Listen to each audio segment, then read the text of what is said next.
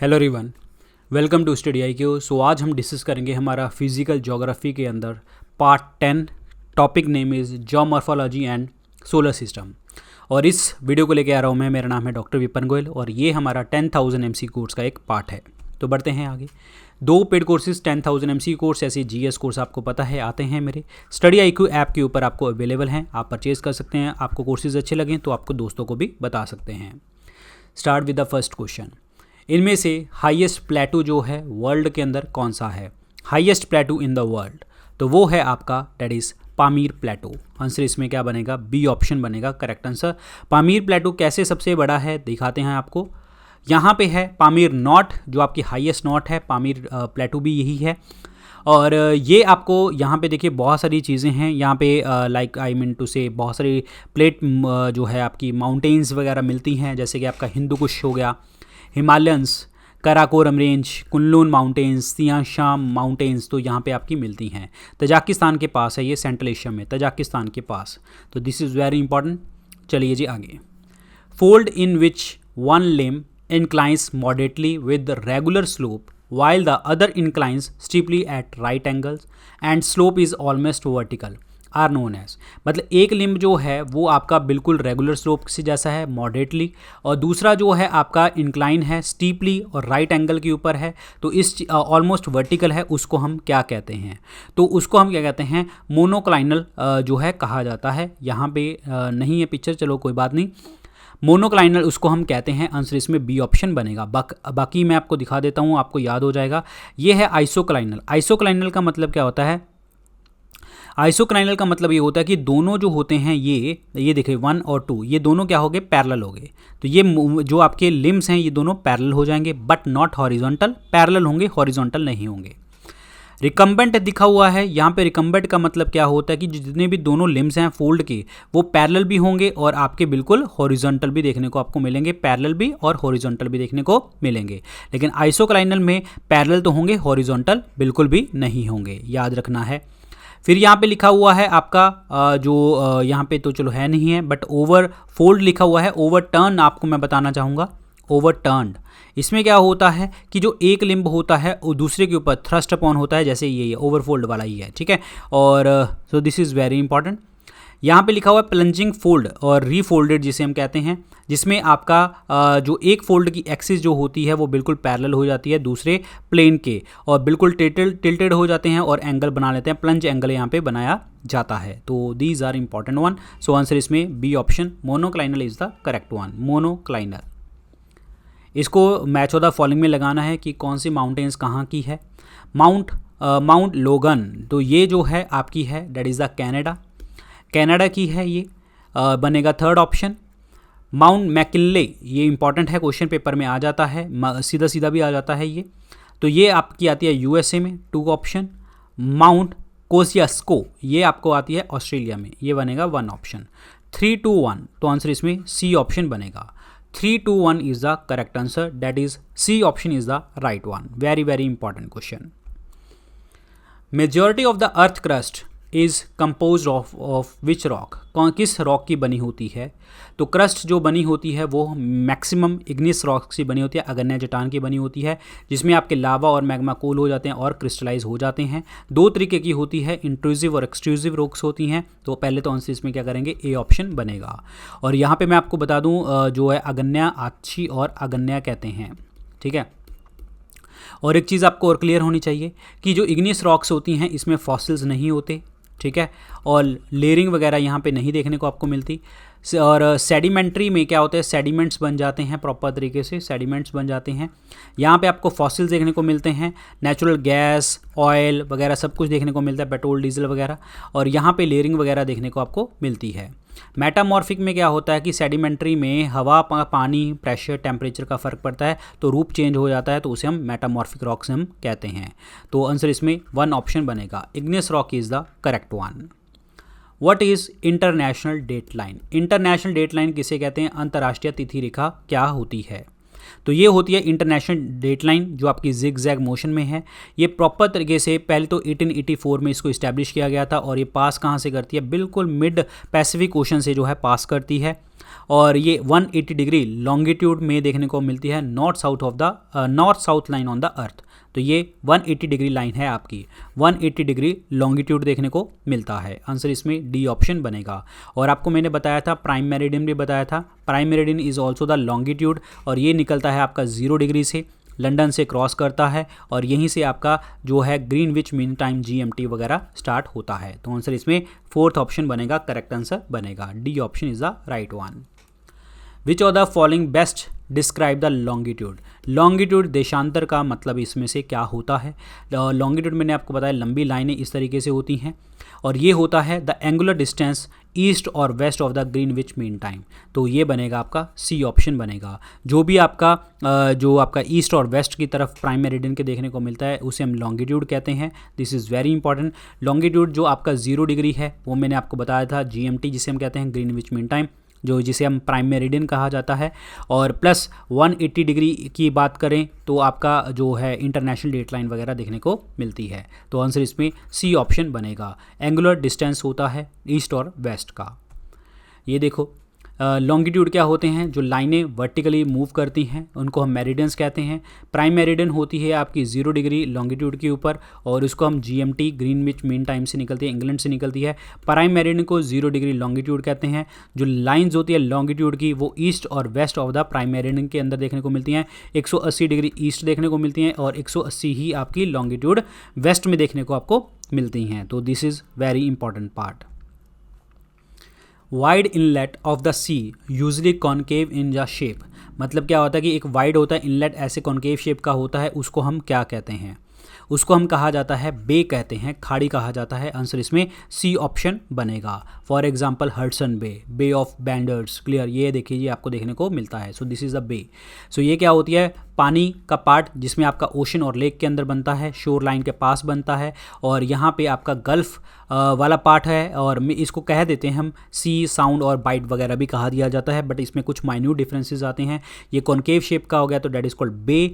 अब यहाँ पे देखिए एक जो ऑप्शन में था स्टेट वर्ड था। स्टेट वर्ड क्या होता है, स्टेट वर्ड होता है कि ऐसी नैरो बॉडी जो 2 वाटर बॉडी को अलग कर देती है। जैसे स्टेट ऑफ जिब्राल्टर की अगर हम बात करें, अटलांटिक ओशन और मेडिटेरेनियन सी के बीच में आपका आता है स्टेट ऑफ जिब्राल्टर। तो this is very very important part, clear.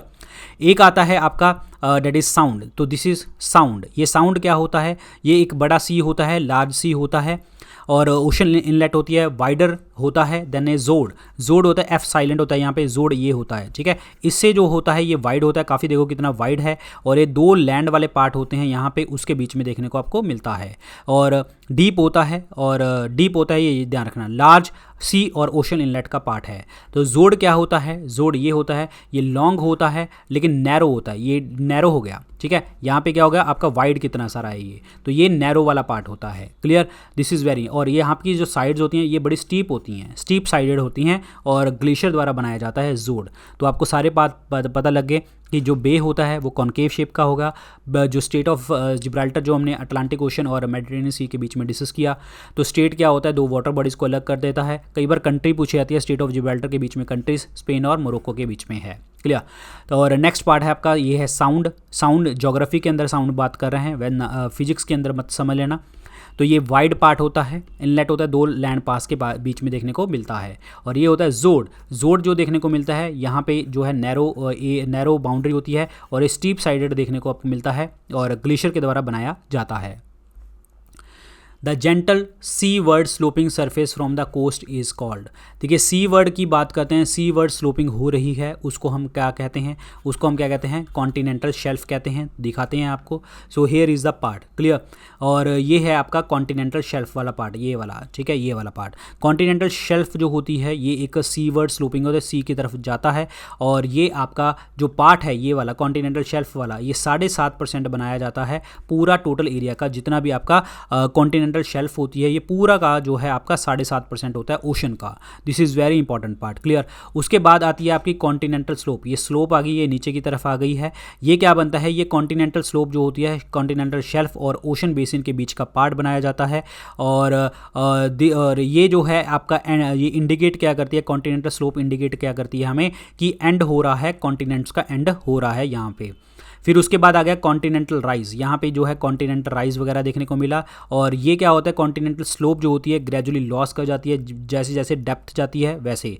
जैसे ही आपकी जो डेप्थ बढ़ती है विद इंक्रीजिंग डेप्थ, ये वर्चुअली फ्लैट होता चला जाता है, फ्लैट होता चला जा रहा है। और ये एट द एंड जो किसके साथ मिलता है, एब्सिसल प्लेन के साथ मिलता है, जो आपके डीप सी प्लेन्स देखने को मिलते हैं, डीप सी प्लेन देखने को मिलते हैं, क्लियर। और ये एब्सिसल प्लेन होते हैं, so they are the flattest, clear. ये फ्लैट होते हैं, फ्लैटेस्ट होते हैं। और ये फाइन ग्रेन्ड सेडिमेंट्स होते हैं, fine grand sediments like clay and silt, clay और सिल्ट के आपके बिल्कुल फाइन ग्रेन जो एलिमेंट्स देखने को मिलते हैं। So these are the parts, clear.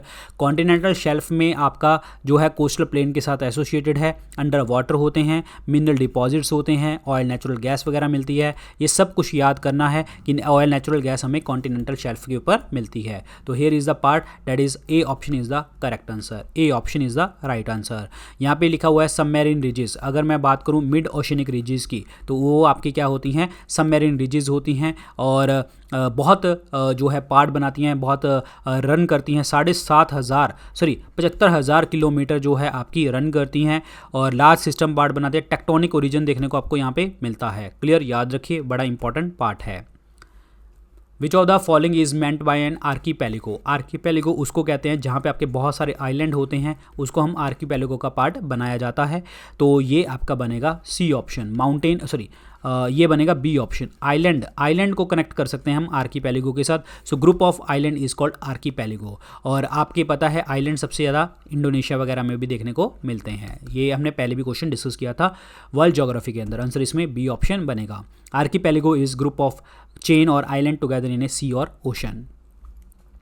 In the interior of the अर्थ, जब हम अर्थ के अंदर जाते हैं तो क्या होगा, जैसे हम अंदर जाते हैं डेप्थ के साथ जो है आपका टेम्परेचर भी बढ़ता है और आपका डेंसिटी भी बढ़ती चली जाती है। टेम्परेचर फॉल हो गया गलत, प्रेशर फॉल हो गया गलत, टेम्परेचर राइज हो जाएगा विद इंक्रीजिंग डेप्थ, ये सही है। और आपकी डेंसिटी भी बढ़ेगी, टेम्परेचर और प्रेशर फॉल हो जाएगा गलत। तो आंसर इसमें क्या बनेगा, सी ऑप्शन बनेगा, temperature rises with increasing depth. Answer is C option. यहाँ पे देखो क्रस्ट जो बनती है वो आपकी दो तरीके की होती है। कॉन्टिनेंटल क्रस्ट जो होती है ग्रेनाइटिक होती है, ग्रेनाइट की। ओशियानिक जो होती है बसाल्ट की बनी होती है।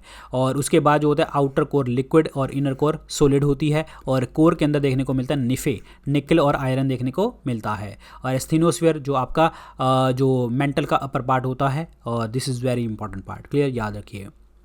Exogenic forces are connected with, exogenic मतलब क्या होता है, बाहर की फोर्सेस, क्लियर। और इसके साथ क्या चीज़ें आप एसोशिएट कर सकते हैं, अर्थ की मूवमेंट होती हैं आपकी एंडोजेनेटिक और एक्सोजेनेटिक। एक्सोजेनेटिक मतलब वेदरिंग और इरोजन, वेदरिंग मतलब फिजिकल, केमिकल और बायोलॉजिकल भी हो सकती है, चीज़ का टूटना, एक ही जगह के ऊपर हवा पानी से, पत्थर का टूटना। और इरोजन आपका आइस से, वाटर से, रिवर से, सी से, विंड से, इन चीज़ों से इरोजन होता है। तो एक्सोजेनेटिक मूवमेंट जितनी भी होती हैं ये सारी की सारी एटमॉस्फेरिक होती हैं, क्योंकि यहाँ पे मेनली हवा, पानी, आइस, सब चीज़ों का, एटमॉस्फेरिक चीज़ों का फ़र्क पड़ता है। आंसर इसमें डी ऑप्शन बनेगा। तो यहाँ पे देखिए जी, एंडोजेनेटिक में आपका दो चीज़ें हैं। सडन मूवमेंट की बात करें, अर्थक्वेक और वॉल्केनोज वगैरह आते हैं। डायस्ट्रॉफिज्म दो तरीके की होती हैं। एपिरोजेनेटिक मूवमेंट जिसे आप continental movement, continental forming, this is very very important. Epeirogenetic movement जो होती हैं ये कौन सी होती हैं, कॉन्टिनेंट फॉर्म करती हैं। ओरोजेनिक जो होती हैं वो माउंटेन्स फॉर्म करती हैं। माउंटेन्स जो बनेंगी वो टेंशन और कंप्रेशन से बनेगी। एपिरोजेनिक जो कॉन्टिनेंट बनेंगे वो अपवर्ड और downward movement of the plates के कारण बनेंगे। So this is very very important, clear. So these are the earth movement. Answer इसमें डी ऑप्शन बनेगा। Which of the following layers of the earth is believed to have the heaviest mineral material of the highest density? मतलब सबसे ज़्यादा mineral ज़्यादा भी है और highest density भी है वहाँ पे, वो कहाँ पे होगा, तो वो आपका सेंट्रल कोर में देखने को आपको मिलेगा। सो this is very very important part, clear. जो अर्थ की कोर होती है वो बहुत ज़्यादा हॉट होती है, बहुत ज़्यादा डेंस होती है आपकी सेंटर ऑफ द प्लैनेट के। और जो आपकी बेल शेप्ड कोर होती है, बेल शेप्ड कोर होती है और नीचे जाके ठंडी हो जाती है, ब्रिटल हो जाती है और डेट्स इट। क्लियर? तो आंसर इसमें क्या बनेगा? ए ऑप्शन बनेगा। Central core is the correct answer. यहाँ पे कोर के अंदर जो होती है सबसे ज़्यादा जो आपको देखने को मिलते हैं हैवी मटेरियल देखने को मिलते हैं, और मैंने आपको बताया था कि कोर के अंदर निफे देखने को आपको मिलता है, निकल और आयरन, और क्रस्ट के अंदर जो मिलता है आपको सियाल और सीमा देखने को मिलते हैं। सिलिकॉन एल्यूमिनियम, सिलिकॉन मैग्नीशियम देखने को मिलता है। डेंसिटी अगर हम जाएंगे नीचे, डेंसिटी भी बढ़ेगी, टेम्परेचर भी बढ़ेगा। अगला देखिए जी, ऑर्गेनिक रॉक की इसमें से एग्जांपल बतानी है कि कौन सी ऑर्गेनिक रॉक की एग्जांपल है, तो वो है आपकी coal. Coal is the organic rock example. ये आपकी सेडिमेंट्री रॉक है। सेडिमेंट्री अवसादी चट्टान है। क्लियर? याद रखना है आपको। और कोल जो होती हैं वो 4 वैरायटीज़ होती हैं, एंथ्रासाइट, बिटुमिनस, लिग्नाइट और पीट। सबसे ज़्यादा जो वैरायटी अच्छी होती है वो एंथ्रासाइट की, सबसे बेकार आपकी पीट की होती है। सेडिमेंट्री रॉक में कोल तो मिलता ही मिलता है, नेचुरल गैस, ऑयल वगैरह सब चीज़ें ये देखने को आपको मिलते हैं, फॉसिल वगैरह यहाँ पे देखने को मिलते हैं, और यहाँ पे लेयरिंग होती है आपकी। क्लियर? ये याद रखना, आंसर इसमें बी ऑप्शन बनेगा। So this is the example of the organic rock coal. Clear? Answer is B option. The place of the origin of the earthquake is called. जहाँ से आपका अर्थक्वेक का ओरिजिन होता है उसे हम क्या कहते हैं? अर्थक्वेक क्या होता है? द शेकिंग ऑफ द अर्थ, यानी कि सडन शेकिंग, अगर अर्थ हिलती है फटाफट, मतलब एकदम से हिलती है, तो उसको हम अर्थक्वेक का मतलब अर्थक्वेक कहते हैं। जहाँ से सेंटर स्टार्ट होता है उसे हम क्या कहते हैं? फोकस कहा जाता है। उसके क्या कहते हैं हम? फोकस। फोकस का मतलब हाइपो सेंटर। क्लियर? जहाँ से स्टार्ट होगा वो यहाँ पे होगा, और जहाँ पे इफेक्ट पड़ेगा उसे हम एपी सेंटर कहते हैं। That is just above the focus. Just above the focus is called AP centre. This is very very important point. Clear? और आपको बताया था कि ऐसे 2 एरिया जहाँ पे आपकी सीज्मिक एक्टिविटी सेम हो तो आइसोसिज्मिक लाइन है उसको हम कहते हैं, जहाँ पे इंटेंसिटी अर्थक्वेक की सेम होती है। आंसर इसमें बी ऑप्शन बनेगा। तो यहाँ पे देखो जी क्या है, फोकस मैंने आपको बता ही दिया। फोकस आपको बता दिया जहाँ से आपका पार्ट स्टार्ट होता है, और एपी सेंटर जहाँ पे इफेक्ट देखने को मिलता है, सीज्मोग्राफ जहाँ पे आपके रिकॉर्ड किया जाता है, सीज्मोलॉजी आपकी स्टडी को कहा जाता है। So this is the earthquake. इनमें से कौन सी ऐसी चीज़ है जहाँ पे आपका लार्जेस्ट टेम्परेचर है डेजर्ट का? डेजर्ट के अंदर, वर्ल्ड के अंदर सबसे ज़्यादा temperature, it's called largest, it's not temperature, it's temperate कहेंगे, टेम्परेट। ठीक है? टेम्परेट, सबसे बड़ा तापमान है टेम्परेट वाला पार्ट। टेम्परेट का मतलब क्या होता है? जो आपका एक्स्ट्रा ट्रॉपिकल, यानी कि जहाँ पे बारिश तो आती है लेकिन कम आती है, ट्रॉपिक्स के बाहर। तो वो कौन सा पार्ट होता है? That is called Patagonian. Patagonian जो है आपका वर्ल्ड का सबसे बड़ा टेम्परेट डेजर्ट है वर्ल्ड के अंदर, और ये आपका देखने को मिलता है अर्जेंटीना में देखने को आपको मिलता है। 4th लार्जेस्ट डेजर्ट है वर्ल्ड के अंदर एरिया वाइज, और ये आपका कुछ पार्ट चिले के अंदर भी देखने को मिलता है, एंडीज माउंटेन के पास देखने को आपको ये मिलता है। तो आंसर इसमें ए ऑप्शन बनेगा। सो मैं दिखा देता हूँ आपको यहाँ पे। सो this is the Andes mountain का पार्ट, यहाँ पे आपका पैटागोनिया वाला पार्ट देखने को मिलता है। तो ये आपका आंसर बनेगा, ए ऑप्शन बनेगा। क्लियर? उसके बाद लिखा हुआ है तकला मकान। तकला मकान जो है ये आपको चाइना प्रोविंस के अंदर देखने को मिलता है। China, that is the Sinkiang province of China के अंदर देखने को मिलता है Taklamakan desert. This is very very important part. Clear? और मैं आपको कुछ बता दूं, मैंने आपको उसमें भी बताया है वर्ल्ड हिस्ट्री के अंदर। तो सहारा डेजर्ट आपका नॉर्थ अफ्रीका के अंदर देखने को मिलता है, और गोबी डेजर्ट पूछा जाता है पेपर में बहुत बार, that is in the Mongolia and the China. ठीक है? नामीबिया पूछा जाता है, नामीबिया जो है आपका नामीबिया रीजन के अंदर देखने को मिलेगा। और उसके बाद दस्त ए लुत ये देखने को मिलता है ईरान में। क्लियर? और दस्त ए कावीर ये देखने को मिलता है अगेन ईरान में। क्लियर? पैटागोनिया अर्जेंटीना में। आंसर इसमें ए ऑप्शन बनेगा। Dome mountains are the result of, जो गुंबद होती है, डोम जो शेप होती हैं वो किसका रिजल्ट होती हैं? एक्चुअली क्या हो जाता है कि मैग्मा अंदर से इंट्रूजन होने लग जाती है, इंट्रूजन ऑफ मैग्मा, यानी कि अंदर की तरफ जाने लग जाएगा। Great amount of melted rock जो होती है, मैग्मा जो होता है पुश करता है, उसको धरती के अंदर पुश करने लग जाता है, क्रस्ट के अंदर पुश करने लग जाता है। बाकी without actually erupting on to the surface the magma pushes up overlying rock layer. मतलब क्या हो गया कि वो जो होता है मैग्मा ऊपर से ऐसे पुश कर रहा होता है लेकिन धरती के ऊपर नहीं आता, तो जैसे पुश कर रहा होता है तो आसपास की जो चीज़ है वो ऐसे बन जाती है। क्लियर? तो उसके हम क्या कहते हैं? डोम शेप्ड माउंटेन्स कहते हैं। This is due to the intrusion of magma. Magma धक्का लगाता है नीचे से जिसके कारण डोम बन जाती है। आंसर इसमें सी ऑप्शन बनेगा। सो ये होती है वॉल्केनिक माउंटेन्स जो बनती हैं आपकी लावा और डेब्रिस से। लावा और डेब्री से, ऐश जो आपका वॉल्केनो वगैरह से आती है, ये बिल्ट बन जाते हैं, eruption that occur over the 1000 of years. Fujiyama, mount Fuji in Japan is a volcanic mountain, so this is volcanic mountain.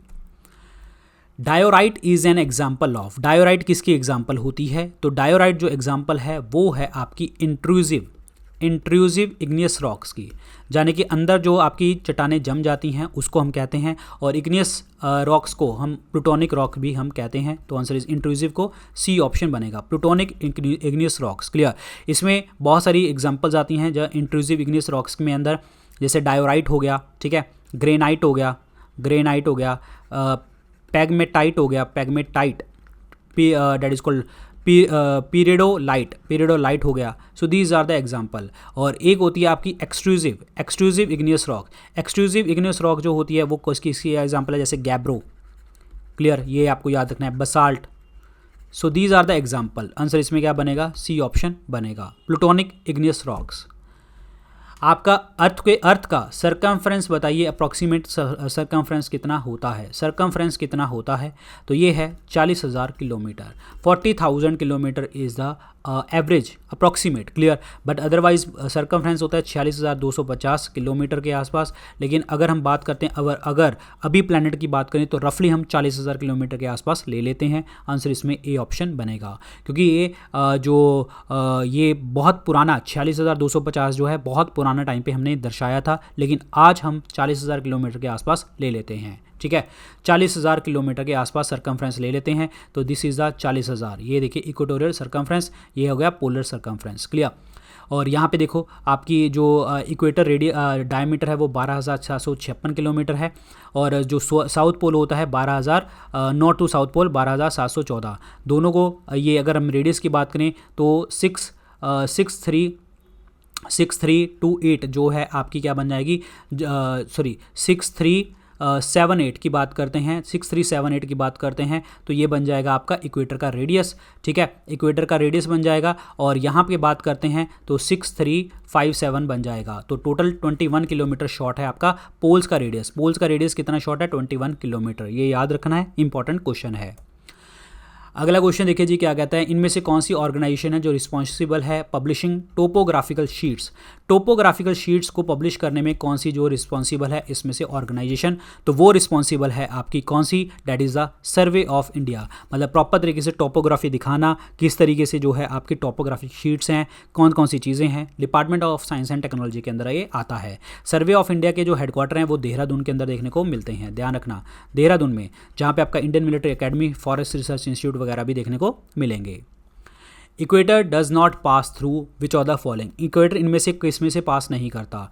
Equator देखिए जी, कोलंबिया में, एक्वाडोर में, साउथ में, और Gabon, Brazil, Republic of Congo, Uganda, Somalia, Kenya, democratic Republic of Congo, Maldives, Indonesia और किरिबती में आपकी पूरी की पूरी कंट्रीज़ में पास कर जाता है. 13 कंट्रीज़ में पास करता है. तो यहाँ पे देखिए कीनिया तो आएगा ही आएगा, ठीक है, पास करता है. मैक्सिको से पास नहीं करता, इंडोनेशिया से पास करता है, ब्राज़ील से पास करता है. ये ध्यान रखना है. क्लियर. सो इसका आंसर क्या बनने वाला है आपका? दैट इज़ बी ऑप्शन बनेगा. यहाँ से पास नहीं करता, इंडोनेशिया से करता है, कीनिया से करता है, ब्राज़ील से करता है. सो मैं दोबारा दिखा देता हूँ, इंडोनेशिया से करता है, ठीक है, कीनिया से करता है, और आपका ब्राज़ील से क्रॉस करता है, मैक्सिको से क्रॉस नहीं करता. इक्वेटर क्या होता है? What is equator? इक्वेटर क्या होता है? What is equator? इक्वेटर होता है 0 डिग्री, जिसे हम क्या कहते हैं? ग्रेट सर्कल कहा जाता है. और ये 0 डिग्री लैटिट्यूड है, और एक लैटिट्यूड के बीच में मैंने आपको बताया था डिस्टेंस कितना होता है, 111 किलोमीटर का डिस्टेंस होता है. How much part of the earth surface is desert? कितना सरफेस जो डेजर्ट है, डेजर्ट जो है वो आपका 1/3 यानी कि 33%. आंसर इसमें सी ऑप्शन बनेगा.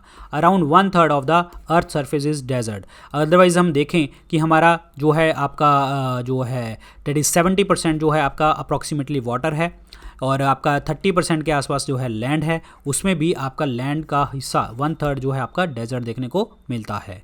सो आंसर इसमें सी ऑप्शन बनेगा. अंटार्कटिक जो है एक ऐसा कॉन्टिनेंट है कॉन्टिनेंट है वर्ल्ड के अंदर जो पूरा का पूरा कवर है अंटार्कटिक डेजर्ट के लिए. आंसर इसमें सी ऑप्शन बनेगा.